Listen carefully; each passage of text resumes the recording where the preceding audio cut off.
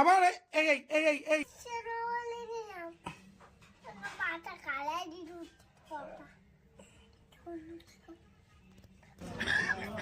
চারশো দিন 400 দিন নেবো তো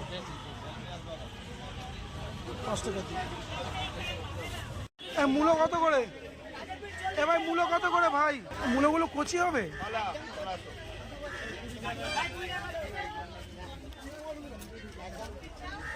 কচি না হলে আমার ভালো লাগবে না, তাহলে বেছে দুখানা দিন।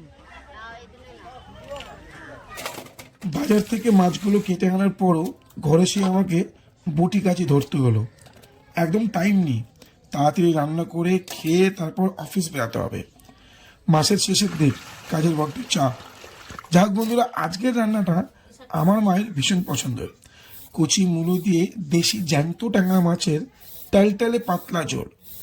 তার জন্য নিলাম 400 গ্রাম ট্যাংরা, 800 গ্রাম মূলো এবং দেশি ধনেপাতা 5 টাকা। মাছগুলো ভালো করে পরিষ্কার করে ধুয়ে নুন হলুদ মাখিয়ে রাখলাম। তারপর মূলোগুলো গোল গোল করে না পাতলা না মোটা এইভাবে কেটে নিলাম ও ধনেপাতা কুচিয়ে রাখলাম। মশলার মধ্যে শুধুমাত্র জিরে, একটুখানি হলুদ ও সামান্য লঙ্কা গুঁড়ো, ব্যাস। নমস্কার বন্ধুরা, আমি বিশ্ব, আপনারা দেখছেন আমার চ্যানেল বিশ্ব ঋষি। যদি আমার রান্নাগুলো ভালো লেগে থাকে তাহলে দয়া করে আমার চ্যানেলকে সাবস্ক্রাইব করে আমার পাশে থাকবেন এই আবেদন জানিয়ে ঋষির এক রাত দুষ্টুমি নিয়ে রান্না শুরু করছি। প্রথমেই মাছগুলো ভেজে রাখবো, তবে হ্যাঁ, বেশিক্ষণ ভাজবো না। খুব গরম তেলে মাত্র 1 মিনিট মাছের এপিড ওপিড দুপিট ভেজে নেব। ট্যাংরা জাতীয় মাছের নুন হলুদ মাখানোর সময় একটু তেল মাখিয়ে নিলে তারপর সেগুলো গরম তেলে ছাড়লে সে তেল আর ছিটকায় না। যদিও বা আমি তেমন করিনি, কারণ আজ তেল ছিল হিসাবে। তারপর আবার মূলো শাকগুলো কুচিয়ে রেখেছিলাম ভাজবো বলে। মাছগুলো ভাজা হয়ে গেলে সেই তেলে মূলোগুলো ভাজবো মাত্র 3 মিনিট মতো।